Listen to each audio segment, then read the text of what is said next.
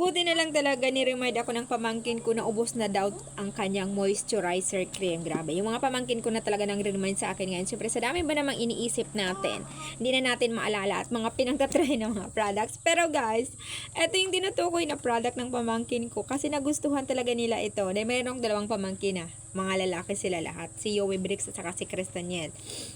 Ito ang tendero natin na baby moisturizing facial cream. Pang baby siya. Pero syempre, nauna muna akong gumamit bago ko pinagamit sa kanila dahil nga sensitive and oily skin ako. Syempre, mild lang to dahil pang baby siya. Ito yung sa akin.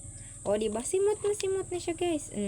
Meron pa ako dito, natapon ko pala yung isa nito. Yung ikalawang bottle ko na talaga ito siya. Naitapon ko, ito lang talaga yung natira sa akin. Syempre, kung may sa akin, syempre mayroon silang dalawa. O, diba? Ito yung kay Yui. Tingnan natin kung ilan na lang. Ano lang, bakit, ito pala, nasabi niya sa akin na wala na daw, konting-konti na lang. Dahil kagabi, naglagay siya. Sabi niya, bilhan ko daw siya dahil konti na lang daw ang kanyang moisturizer cream. Grabe kasi guys, napaka-sensitive kasi ng face ng pamangkin ko na yan. Para ano kasing kulay ng dalawa na yun, gatas at kape. Alam niyo na ibig sabihin.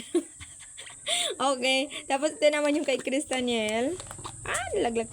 Diba? Konting-konti na lang rin. Binilan ko talaga sila pareho para try nila. Sobrang legit na bakaganda talaga nito dahil yung mga, lalo pa pag may skin allergy talaga sila. Lalo na yung si Yui, sobrang talaga. Ito lang talaga paano sa kanyang balat. Okay. Sa face ko lang, yung ko sa body kung pwede. Siyempre, may lang naman to siya. Sa face lang naman namin to siya ginagamit. Di ba, siyempre, moisturizer cream nga. For face and body din naman to siya siguro. Dahil nga, mild lang naman siya and para talaga sa mga sensitive skin, I highly recommend nito mga mamshi talaga kung naghahanap kayo ng mga moisturizer cream para sa mga babies nyo and para na rin sa inyo para tipid. Napakamura lang nito guys, 100 plus lang naman ang bawat isa nito. Pero depende pa rin naman sa lugar natin na sa shipping tayo nagbe-base, okay? Syempre, lahat kami, tatlo kami gumagamit nito. Siyempre, kung anong yung sa akin, mayroon yung dalawang pamangkin. At siyempre, maglalagay lang ako ng link sa aking yellow basket.